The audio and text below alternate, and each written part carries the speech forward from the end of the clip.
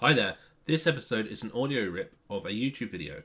If there are any references to the screen or to the video itself, then be sure to go over to YouTube and actually check out the video, which will be the same title as this podcast. Thanks.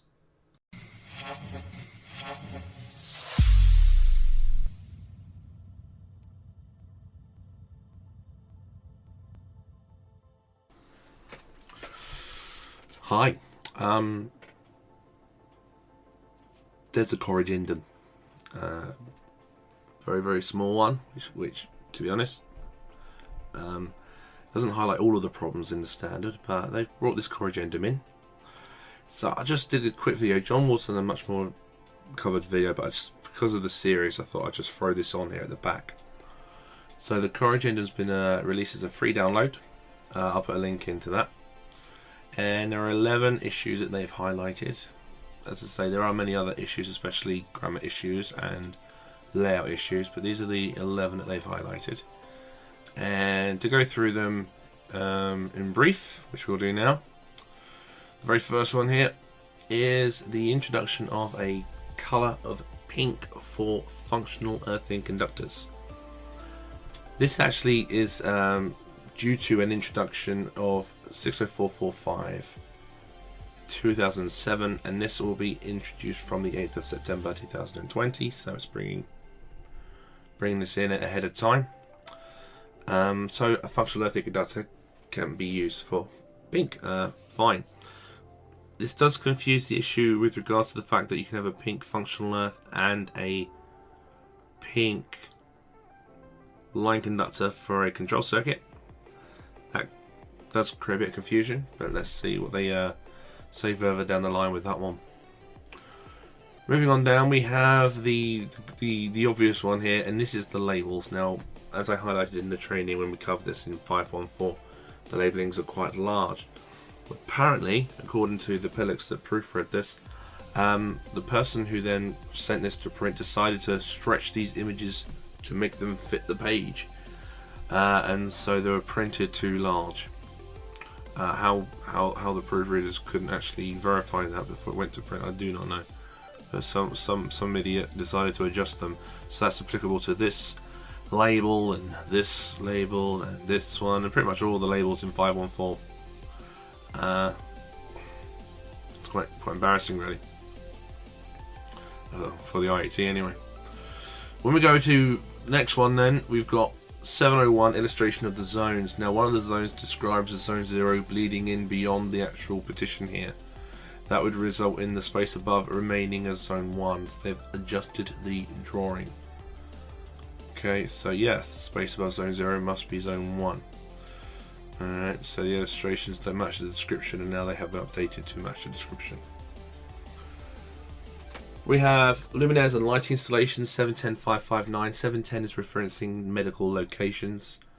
Medical locations, group 1 and group 2. A minimum of 2 light circuits will be provided from separate sources of supply. At least one of these shall be supplied from a safety service. To be honest, what it said was fine because it was in 559. In lighting installation, so that's a bit of a stupid adjustment, really, from how I read it.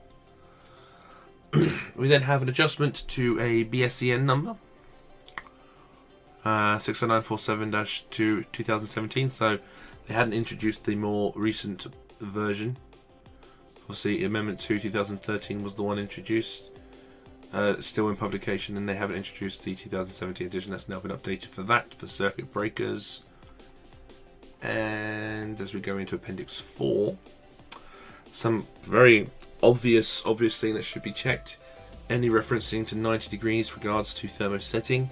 Any reference to 70 degrees is thermoplastic. So having a 90 degree thermoplastic was obviously a cock-up, and that's now been adjusted. So has the sideways, looking at this, the ambient temperatures for flexible non-armoured cables, glass fibre flexible cables, the range of ambient temperatures, they missed 100 degrees out of it. So it's gone from 35 to 50 to 35 to 150. That's quite a substantial change for that cable type. But that's it in the ballpark. That's all the changes they've introduced. From the training that we've done in the whole series, there's no real need to go back and do anything. If anything, 514, when I did the training, I had a moan about the label size. That's kind of been approached and handled now. Yeah, but there are still so many issues with this book. There is actually a spelling issue in this Corrigendum with regards to surface and service. Should be a vertical surface, not service. So they haven't really, I don't know, maybe they'll have a Corrigendum to their Corrigendum. Who knows? But that's out now. It makes nothing from a big impact to the train that's already been delivered or the train that's already, been certified. There are other issues with this book with spacing and grammar and even the page layout, especially in Appendix 4. But they can't reprint the whole thing for free, so it's just the way it is for now. But hopefully they'll make that adjustment to the prints coming out further down the line. But yeah, I just threw this video in together to kind of comment on it. At the back, I'm going to start creating some more videos. As you can see, I'm still a little ill.